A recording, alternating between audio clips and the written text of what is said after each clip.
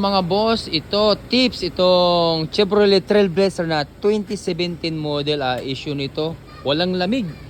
O bakit walang lamig? Kasi walang pre-yun. Ito kwento raw nito 6 months na na-stock na hindi nagamit.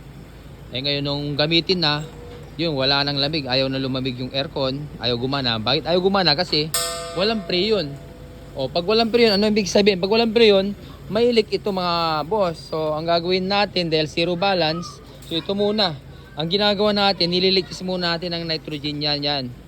Nitrogen ang pagligtas, hindi yung pre-yun na 134A. Sayang lang, kailangan ito, nitrogen ang panligtas natin para sure ball. Huwag mo nang magpapagarga pag wala. So, ibig sabihin, pag walang pre-yun, may leak siya. So ito, ililigtas muna, ipipressure natin.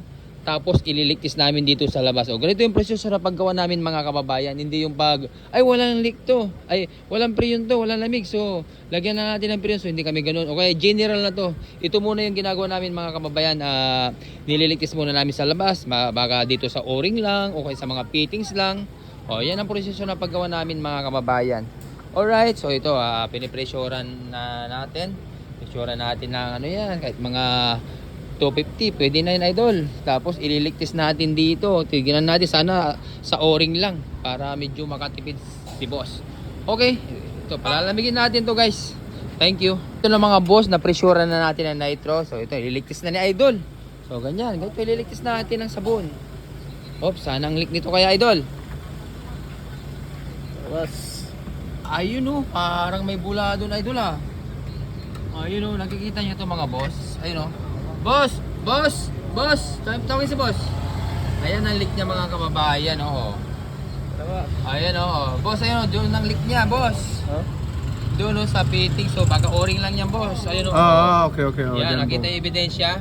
Kaya tandaan nyo mabuti, pag nawala yung lamig, kung nawala yung pre-yun, hindi solusyon magpapakarga ng pre-yun. Kung lalagyan mo yan, mga ilang araw, mawawala rin. Sayang yung bayad yun sa pagpapakarga ng pre-yun.